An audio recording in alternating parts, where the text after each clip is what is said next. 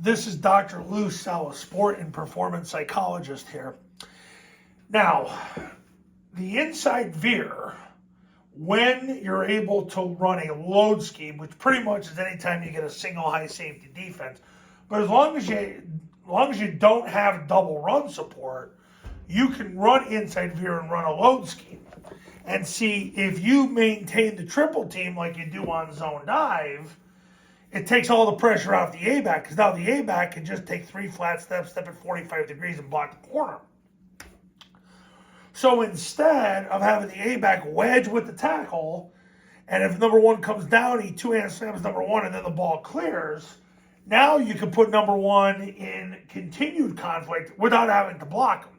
This isn't a new idea or a new concept. I'm just trying to create mindfulness for you, the YouTube viewer, and the prospective client, that you can utilize Inside Veer when it's a load scheme to take the pressure off the play side A-back. So you stay in the flex formation. The guard posts the player over him. He'll make sure he gets his nose in the V of the neck at the second step, slams his hands through the sternum, 4-inch northbound step from there. Tackle blocks down and gets his left knee in the crotch of the 2-tech, left hand to the stomach, 4-inch northbound step from there. Center successfully snaps the ball, opens flat, gets to the guard's hip, and then puts his right knee through the crotch of the player over the guard, right hand to the stomach, 4-inch northbound step from there. Backside guard steals second base, which is blocking the spine of the center. He opens flat, runs behind the center, and then blocks the spine to cancel the backside A gap. The backside tackle does the same thing to the backside guard, which cancels the backside B gap. Backside receiver cuts off. The play side receiver is going to block the mic. He's going to get in front of him, left knee in the crotch, left hand to the stomach, 4-inch northbound steps. Question is, well, what happens if he blitzes? Well, if he blitzes this way, he'll run into the center. If he blitzes that way, he's going to run into the tackle. So he cancels himself, and then the receiver can go to the third level. But the key is with Inside Veer with a load scheme, which you can run pretty much against anything as long as there's no double run support or there's no play side safety with the corner, basically any type of cover 2 situation. Yeah, you can load it, and what ends up happening is you can maintain the triple team, and you don't have to block number one at all. So the quarterback takes the snap, jumps play side, like he does on zone dive. He'll give the ball to the B. If number one takes the B, the quarterback replaces 1 and scores. If 2 can tackle the Q will stop his feet, flick the ball to the A coming around. A will leave at the snap. He could leave. Listen, he can leave before the snap, but it's no more than a step and a half in the ground before the ball snapped. And anybody that uses the word motion, you might as well take the Lord's name in vain, because you should not be motioning on mid-triple or triple at all with the backside A-back. Paul Johnson said no more than a step and a half in the ground before the ball snapped. He hammer steps, takes 2 diagonal steps, turns up at 60 degrees on the 4th step, which is the key step, to catch the pitch, hit the seam, and score. Okay, but the point of the video is the A-back doesn't have to wedge. Now he can just arc the corner in the compressed formation, in the flex formation. So that's the beauty of running Inside Veer with a load scheme as compared to the zone dive. Now, against a triple stack, which would be another load situation, because you have, like I said, you have just regular run support. Safety's in the middle of the field, you're good to go, as long as there's no double run support. Now, so what happens is the guard goes straight ahead. He's looking to block the mic. The center's going to snap the ball. He's going to open to the guard, and he's going to wedge with the guard. The tackle wedges with the guard, and they'll climb second level to third level.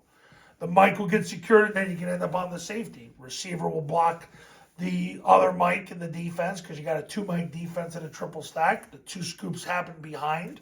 The backside receiver sprints to the goalpost. A-back arcs the corner. Doesn't have to wedge now because it's Inside Veer. You're canceling these 2 people with the football. Quarterback takes the snap, jumps play side, points the ball. B sprints to the ball, sprints through the play side hip of the tackle on a load scheme, and sprints through the end zone. 1 takes the B, quarterback replaces him and scores. 2 takes the Q, he stops his feet, flicks the ball to the A coming around. So that's the benefit. If you run Inside Veer and you're able to load it, you can get the benefit of the A-back having to block the corner as compared to him wedging with the tackle, which I had a conversation with someone earlier this week that they said, well, you got these A-backs here and they're blocking guys, defensive linemen. I said, yeah, but you're blocking a moving target. But nevertheless, now it really puts this guy in conflict. So even if he comes up the field and he's a quarterback player, you still got the triple team. If he comes down to take the dive, quarterback replaces him, and now you're fast breaking number 2, which is a beautiful thing. And if you get the ball pitched, you're probably averaging a first down every time you pitch the ball. I've had too many clients tell me that when they pitch the ball, they average a first down every time they do it. So something to think about, something to consider, when you're able to run a load scheme, running the inside veer might even pay greater benefit than running the zone dive. Now, if you play a team that gives you, a cover 2, and now zone dive is even better. But the other thing you got to keep in mind is they probably have 7 in the box. The quarters might be up. You might find them as 9 in the box. But still, if they give you 2 safeties and you can't get 4 yards on zone dive, I guess you're too limp enough to win anyway. And believe me, that happens. Vast physical superiority will cancel all theory. So that's inside veer with a load scheme. And it might have more benefit than the zone dive because the A-back now can arc the corner. Now, if you run it out of the flex formation, that's the real benefit. If you run out of the spread formation, you have to then really have the A-back load, which isn't a big deal. You spread the corner out, but really it's a beautiful thing because you can get so much benefit running inside veer with the load scheme as compared to the zone dive.